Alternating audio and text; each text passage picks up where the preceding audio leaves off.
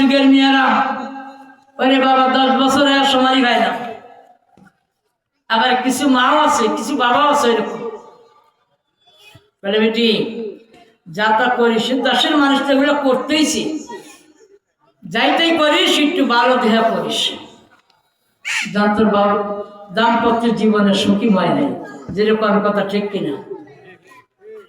ওস্তাদের চিন্তা করলেন মেয়েটা কার সাথে কথা বলে দেখি তো।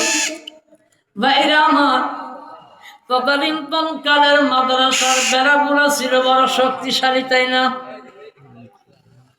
বাইরে আমার ওস্তাদ বেড়ার ছিদ্র দিয়ে একটু তাকাইলেন, মেয়েটা জানতে পারে না ভাই, কিন্তু আল্লাহর নবী ঠিকই দরদার জানতে পেরেছে। নবীজি ওই মেয়েটা রুম ত্যাগ করিয়া যখন বের হয়ে চলে যান, জমিনের মধ্যে টান খায়া পড়া যায়, হুঁশ নাই আর জ্ঞান নাই। কি নাই? হুঁশ নাই, জ্ঞান নাই। এমন একজন মেয়ে ঘরের মধ্যে টান খায়া পড়া আছে। ওস্তাদ তাকায়া দেখলেন জামিলা তো বেগানা নারী হয়ে গেছে, আমি কেমন করে ওই রুমের মধ্যে যাব? আমি যদি ওই রুমের মধ্যে যাই তাহলে আমার আমার জামিলার পর্দার খেলাফ হয়ে যাবে। পাশের বাড়ির থেকে 2 জন মহিলাকে ডেকে আনলেন। আনার পরে জামিলার মাথার উপরে পানি দিয়ে তারে সুস্থ করলেন। সুস্থ করার পর জামিলাকে জিজ্ঞাসা করলেন, হুজুরে জিজ্ঞাসা করলাম, জামিলা আগা তুমি যার সাথে কথা বললাম ওই মানুষটার পরিচয় কি জানোনি? জামিলা কথা বলে না। এরকম করতে করতে কয়েকদিন চলে গেল, আবার সেই মাদ্রাসায় খাদ্য চলে আসলেন। এই খাদ্য জাহাজ ভর্তি খাদ্য চলে আসলেন বললাম দেশ থেকে।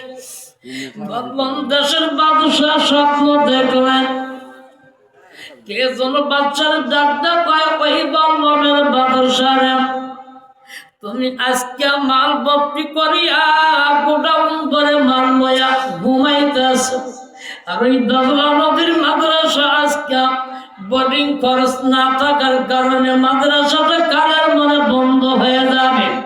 আর ওই মাদ্রাসা যদি বন্ধ হয়ে যায়, ওই মাদ্রাসা যদি বন্ধ হয় রে বাদশা, তাহলে আল্লাহ কিয়ামতের দিন তোমার সাথ দিবে না।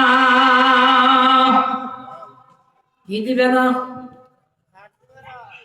এই জন্য নিজের বাড়ি বাস করে যুক্ত পাওয়া যায় না। কথা বলছেন? নিজের বাড়ি বক্তা নিজের বাড়ি বাস করে আসলে যুক্ত পাওয়া যায় না। কারণ কি? আপনারা আমার মুসল্লি সবাই গেছেন পুরাতন, আমিও আপনাদের কাছে পুরান, যার কারণে গায়ে রাখতেছি না। আমার বাড়ি তো হুজুর।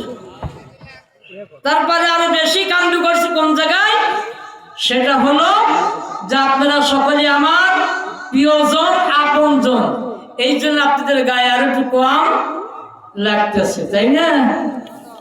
আমি কিছুটা করলে এখন বুঝতেছি বেশি মহাব্বত হয়ে গেছে।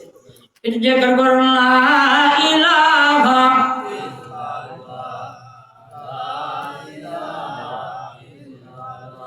জোরে লা ইলাহা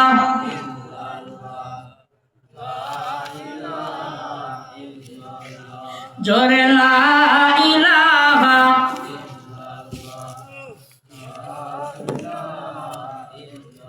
লা ইলাহা ইল্লাল্লাহু মুহাম্মাদুর রাসূলুল্লাহ। ভাইরা আমার, আমি ডানি বামি কিন্তু কোনো দিকে যাই নেই, যাব না। অল্প সময়ের মধ্যে আস্তে আমি সমাপ্ত করার চেষ্টা কর। এই জাহাজ নিয়ে চলে আসলেন সেই জবলা নদীতে। ওই বাদশার সন্তান আর বাচ্চার সন্তানের সাথে একজন উজিরের সন্তানকে দেওয়া হয়েছে।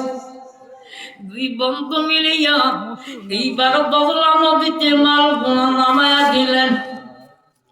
উস্তাদে মেহমানদারি করবার জন্য জামিলারে ডাকতে পায়, মা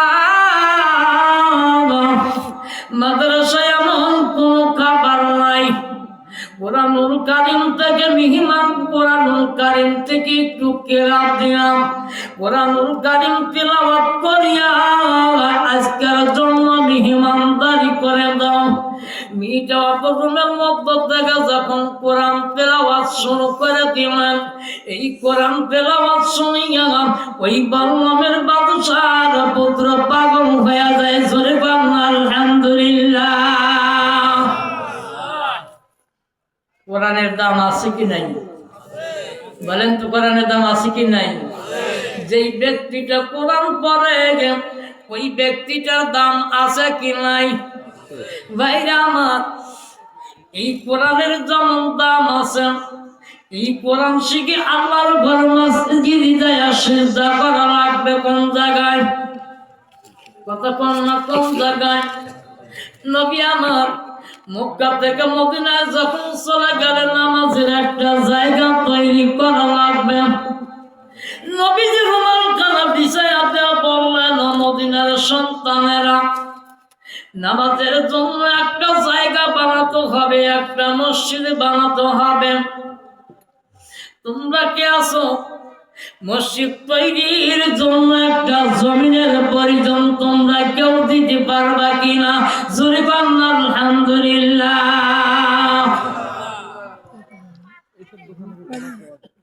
ভাইরা আমার,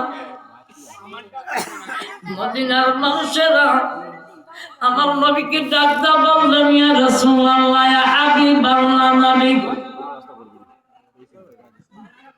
আল্লাহ পাক রব্বুল আলামিন কোরআনুল কারীমে বলছেন, ওয়া মা আরসালনাকা ইল্লা রাহমাতাল লিল আলামিন।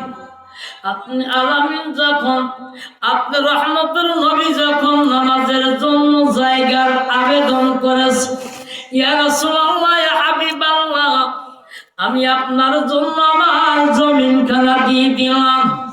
আপনি আমার জমিনের মধ্যে মসজিদ করবেন, সেই জায়গায় নামাজ আদায় হবে। একজন কয়, ইয়া রাসূলুল্লাহ, ইয়া হাবিবাল্লাহ, নবী গো, আমার জমিনখানা দিয়ে দিলাম। এমন করতে করতে তামাম মদিনার মানুষ জমিন ছেড়ে দেয়। বলেন তো, সারা মদিনার জমিন কি লাগবে? কতক্ষণ লাগবে? কি সারা মদিনার জমিন লাগবে না, অল্প একটা জমিন লাগবে। নবীজি ডানে তাকায়, বামে তাকায়, সব দিকেই খালি জমি আর জমি। নবীজি চিন্তা করলেন, আল্লাহ, আমি এখন কি করি?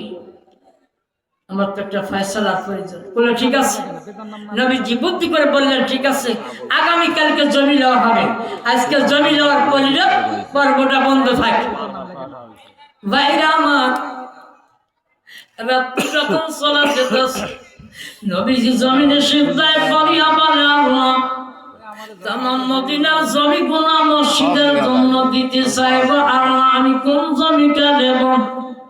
আল্লাহ জিবরিলের মাধ্যমে ফয়সালা দিলেন, ইয়া রাসূলুল্লাহ, ইয়া হাবিবাল্লাহ, নবী গো, আপনি আগামীকাল সকালবেলা একটা ঘোড়ার উপরে উঠবেন, ঘোড়াটার জন্য লাগাম থাকে না। বলেন তো, লাগাম ছাড়া ঘোড়া কি চলে? অথচ আল্লাহ অর্ডার করলেন, ঘোড়ার জন্য লাগাম থাকে না। ভাইরা আমার, আমি ওই মা জননীর জন্য, যাদের বাবা নাই ওই বাবার জন্য আমি সর্বপ্রথম একজন মানুষের কাছে 10,000 টাকা দাবি করলাম। কে পারবেন গো বাবা? একজন মানুষের জন্য একজন মানুষ 10,000 টাকা দিবেন। উঠে যদি চলে যান, কোনো কাজ হবে না, দাওয়াই রাখবে, যায়ও কোনো লাভ নাই। ভাইরা আমার, একজন মানুষের কাছে 10,000 টাকা আমি হৃদয়ে বড় দোয়া করব মাসলুম মানুষ হিসাবে। আল্লাহ তাআলা আমার দোয়া কখনো ফেরত দিতে পারে না। লা ইলাহা, এটা মনে দিছে, লা ইলাহা